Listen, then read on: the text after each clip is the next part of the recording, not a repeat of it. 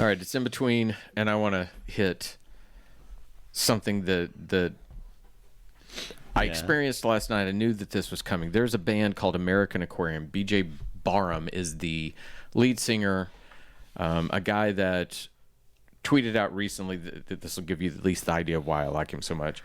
With a very humorous sense about himself, he said, I think I just got the greatest compliment I've ever gotten on social media, and that was someone said, "You are my trailer trash Bruce Springsteen."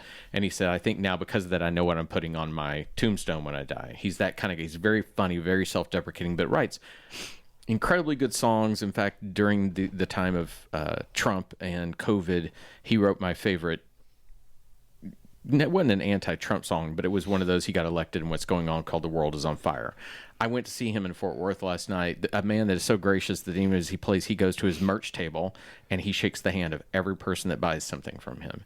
And there were probably 500 people there last night, and we were all going. In fact, the album there on my shelf over there, he autographed that for me. Gracious, sweet guy. All right. This week, he tweeted out something that has, in the music scene, taken off like wildfire. He's an indie artist. He can sell 500,000 tickets a night, and when you're there to see his show, and the crowd sings along with him. Well, he tweets out from his Oklahoma City show, and he put this out on social media that this was on his merch table. In the spirit of transparency, we want to let you know that the Tower Theater will be taking 20% of all merchandise sold tonight. To offset this, we've been forced to raise the prices of merchandise by 20%, and we truly are sorry for the inconvenience this may cause. On a completely unrelated note, you may find all of our merchandise on our website, and 100% of that will go directly to the band. Either path you choose, please know we appreciate you being here, and thanks for supporting live, original, independent music. That's taken off like wildfire because apparently, and I didn't know this, I think you both would agree, I'm a bit of a music fanatic. I go to see live shows all the time. This apparently is something that is prevalent throughout the indie music scene, which is that venues are demanding 20% of the merchandise you sell, t-shirts, posters, albums. And his stance is, why? You give me a corner. Maybe you have a corner fee. Maybe you ask for $250 we're going to give you a corner. But most venues are made to where there can be an area where they can set up. That's the way they're made. Yeah. Why are they taking 20%? One venue came back and said, because we would lose money otherwise, and it's been built into the system. And he said, okay, well, by that regard, you got 500 people in your doors last night. How much did you make on the bar? I want 20% of that because they were there to see me, not to drink your beer. Yeah. And I think that's an incredibly valid point. Now, in fact, the venue that he wrote this about saw that this was a germane argument and sent him a check refunding him the 20%. Good. The venue we went to last night waived that 20% charge for him. Which means they normally have it for other people. And that they're going to reinstate it for other people. I think that venues deserve to make money. They deserve a cut of the door. You're effectively renting their facility to perform. Yeah. They deserve a cut of that. They deserve, in my opinion, 100% of their bar, unless you're going to share monies across. Why would a venue think, other than sheer profit, why would they think they deserve something? You don't give me anybody to run that table. You are not printing that material. You're not doing anything. You're simply taking money from me. Where else are you going to go? It is not uncommon for artists or writers to set up at a store and a store take a cut of what they sell from their table. That is not an uncommon thing. In fact, some stores insist upon it. I'm one of the few that says no. I was going to ask, if you bring in an artist and they sell something, do you demand a cut? If they're bringing merchandise in? It's not uncommon. I don't know if it's super common anymore, but I know when we first opened up, almost everybody that was coming out was expecting that I was going to take something from their table, a percentage of whatever. But you will also put your store merchandise on their table as well to try to sell your own stuff, maybe potentially. Correct. Like maybe I'll sell this comic book, that I had in here that was signed. It's a say you're an artist and you want to set up at a store, and the store doesn't necessarily have the store has the hope that the person will buy something from your store to get it signed, get it signed, or anything else, whether they're like pick up a graphic novel or whatever. But there's no guarantee. But I don't even see why. See, I I'm a jumble of thoughts. If you are letting somebody set up at your store, you're hopefully driving traffic to your store that those people will buy other things. I should not expect something from their sales of their table. If I paid for their airfare, maybe, and hotel, maybe there is that, hey, there's the deal. You take the take of your table. I need you to sign 100 items that I can then resell at the store. Right? I don't know. I don't know what the answer is. If you pay for somebody to come into town, but you're also paying for advertising. I mean, that's just it. This is my philosophy when I bring people to the store. I'm paying for that advertising promotion. Do I want to make some money while they're there? Sure. Absolutely. But I'm putting $400 specifically so that I can put on social media and everywhere else that I've had this great person that's coming into town. I was going to say, it's also a little bit of self-promotion when you bring in somebody like that. Because no other store has it. If you bring Rob Liefeld, that's Yeah.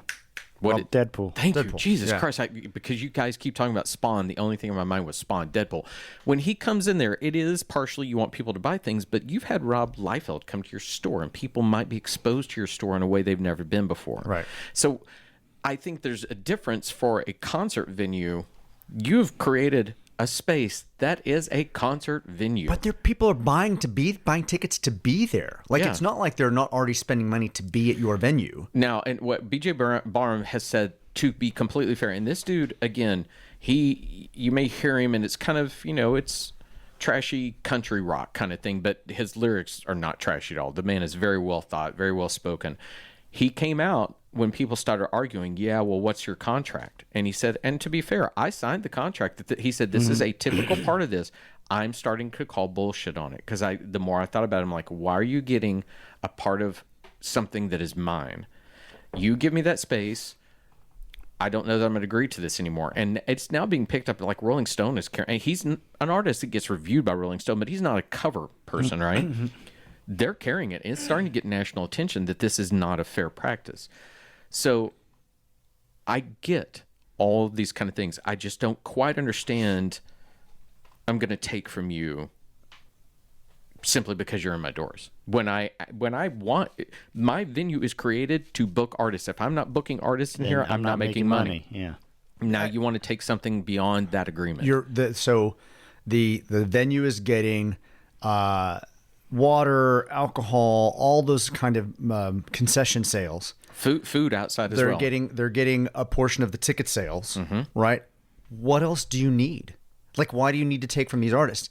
Maybe in some scenario, it's a giant band, it's Def Leppard, and they've got 3 or 4 merchant booths they've got set up, and your staff is the one staffing those booths for them. That's different. When the staff is staffing, entirely different. Correct. Entirely different. But if it's your booth, you have a small table, you've got your merch that you spent your effort to create, your money to create, that you're now staffing afterwards by yourself to interact with your audience as well. Why does the venue need a percentage of that? Well, probably because it's a feast or famine thing where, I have a concert going on here today, but tomorrow it's empty. And so nobody's paying for Not my fault as artist. I know. Well, but the thing is, if you want a venue to be able to play in, I have to be able to pay my bills for the days that nobody's here. And so maybe I need to take a little extra from you for the days that nobody's here so that the day that you want to play here, the building is still Somebody here. brought up to him, there are a couple of things on social media I want to touch on that brought up to him, and this first one being that you have to understand, BJ, that these people lost money during COVID, and his immediate response was, hang on, So did I. he actually beat this perfectly. He said, and I understand that, and I love these venues, and if you'll go back and look, I was doing a paid online concert every day and sending 100% of those profits to my favorite venues to help them. And he did. And I watched 2 or 3 of them. And the charge was $5, but still, he had, you would look on, it'd be 60,000 people watching it. And he would take that money, not 66,000, and he would send them off and give that money to the venues. And so he's helping $30,000. He's helping with that idea. It is a weird comparison to say, hey, they were hurting a few years ago, therefore this practice should continue ongoing forever because they hurt during a period of time. These artists hurt during a period of time. Yeah. So it's not like it was everybody. So you can't just say, hey, well, they were suffering, therefore this practice needs to continue. It's not a good practice. Well, and then the other thing I was going to bring up is that, and I hate social media. You guys know that, but I couldn't help it. The more I saw this coming, that I watched it. Some evangelical preacher jumped on this, and I thought, how the fuck did you find out about BJ Barham, first off? Yeah. And he started saying, how dare you, this is America, if that's what they want, they deserve that. And he said, what? Hang on, his comment was, and fuck you until you pay taxes upon the money you generate as a religion. Yeah, good for him. Exactly. I mean, he's one of those that's very smart and very witty with that response. If the business can get the money, it's in their best interest to try to get as much money as they can Without as a question. business. Now, if the artists don't want to support that, they're also their decision as well. So, the business is either going to reduce that or they're going to find people who agree with paying that. So one way or the other, it's going to work itself out. The business is taking no risk by having a merchandise table there. There's no risk to them. If anything, they're getting more concessions because the table is there for another hour while they're in the process of employees that are closing shit down. I thought that last night. I was lucky enough to be at a place where we went back. I knew I wanted to shake his hand and tell him that I love his music and get him to sign something. You looked behind me, and those hundreds of people, that line was long, and the bars were not closed. So they're continuing to make money.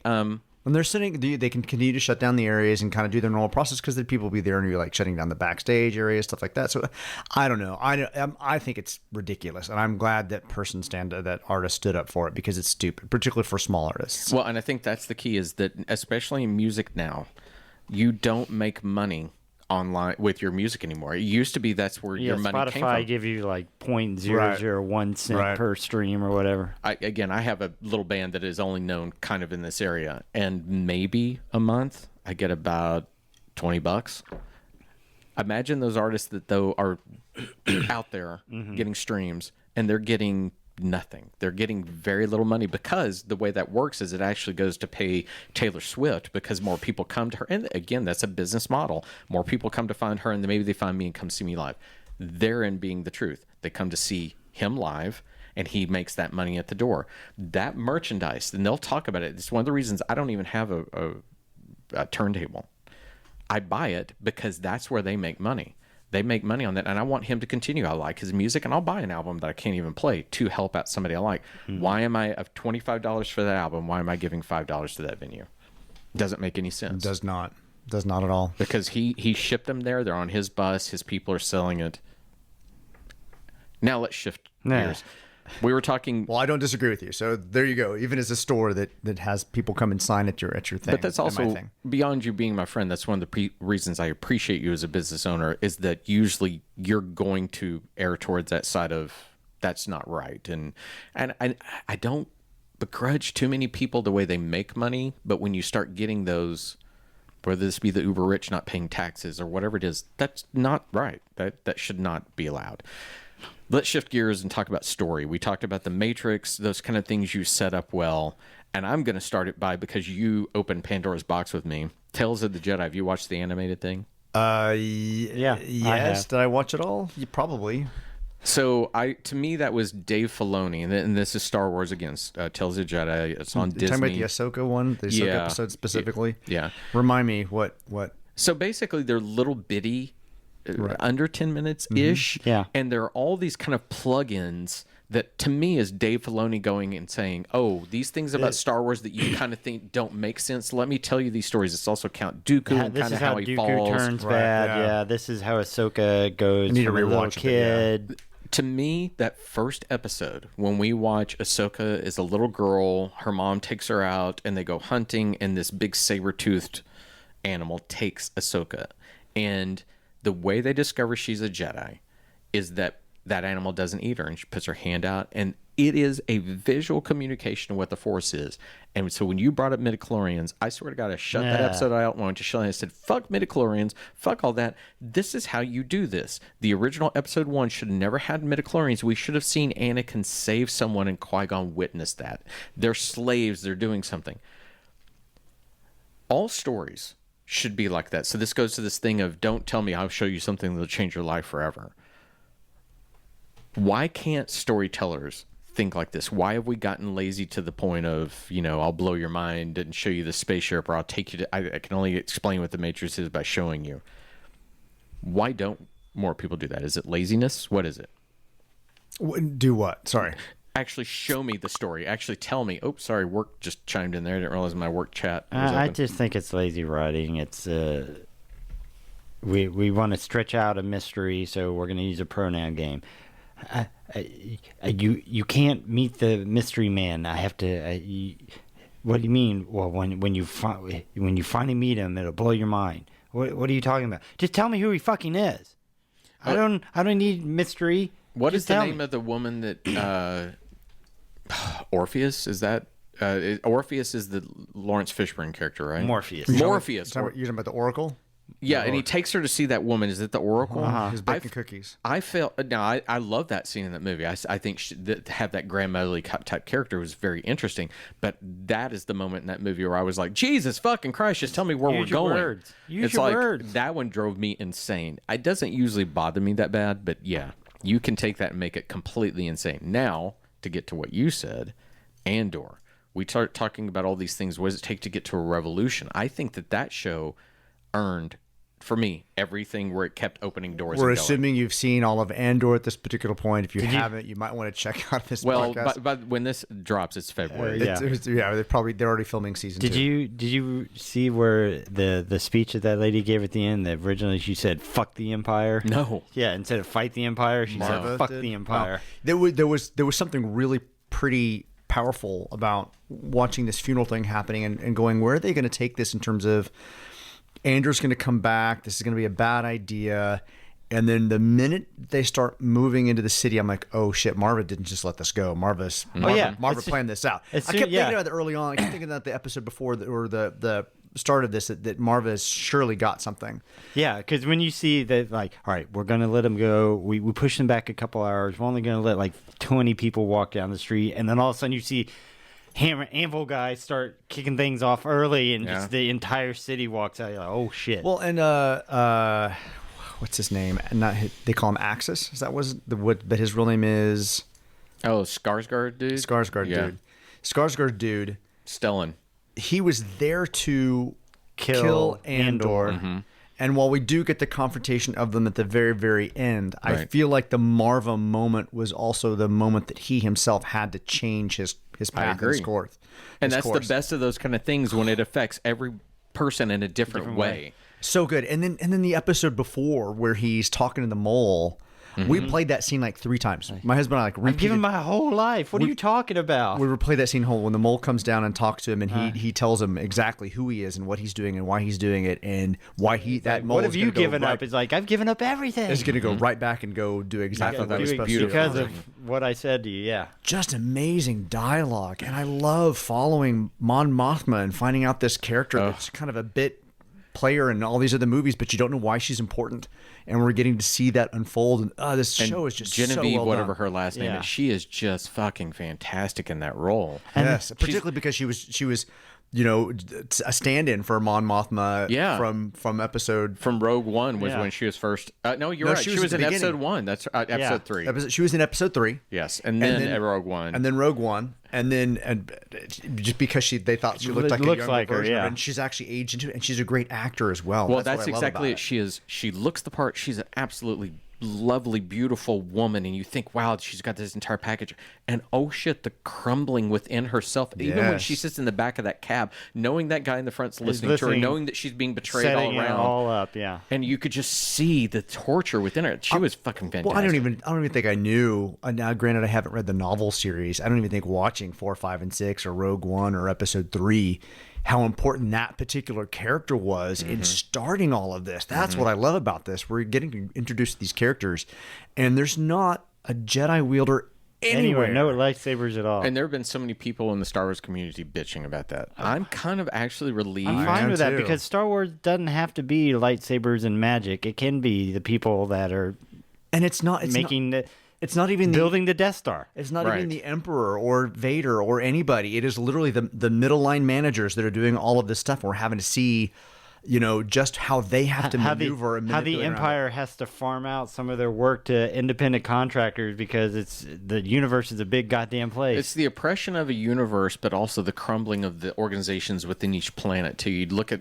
the whole thing where the the tribe moved up. They wanted to celebrate or what day that was, and how the Empire's kind of like. Even with that, I thought this is something we've not seen in Star Wars before, and I think maybe you need it. Is why are the people so following in step and afraid of it, and you start seeing them take societal norms away from you and killing life. I love seeing this big giant governmental organization and its small little components and departments within it that are then also fighting within each other, even though there's a threat of of violence and so on. What I want to know is the dude that early on that got kicked off for kind of going after Andor, and we meet his mother. Yeah, I want to know where she lives. She's that's his. I think he moved in with his mom. That's her house. He did, but her house is where? Yeah, some apartment complex on whatever planet they're on. Is it on a planet? Is she on the Death Star? Yeah. Like, I don't even know where she could be on the Death Star right now. She could literally be on some type of spaceship that's being constructed that has some purpose. Like you just see these kind of very Russian utilitarian space that she lives on. I'm fascinated by where she lives because she's also wearing uniforms. She has no light in her apartment, and I'm just kind of so curious by that aspect. I also want to know if they're going to go there, but this is one of the first times in Star Wars that I've seen very intense sexual relationship between two characters, a very adult relationship between what's her person and that dude I just talked about. What's her person and that dude. But at the end of the episode, I'm like, are they going to hate fuck when he saves her? And there's just this tension between these two characters that I don't fully understand that is very, very about power and sex. And I don't think I've really ever seen that in a Well, then you've also got, Mon Mothma dealing with her daughter and possibly being courted by a gangster's son. And it's like, we're just going to introduce them. We'll see what happens from there. And I know I said this to you guys when it first came out, and I don't want to. This is not a battle. Being a big Star Wars geek, I will watch these things, and you guys know that I'm like, if it's out, I got to see it. And I remember telling you right away it was the most adult thing I'd ever seen in Star Wars, and I think that it continued to only get more and more so as it went along. Tony Gilroy, who show runs it, it's almost.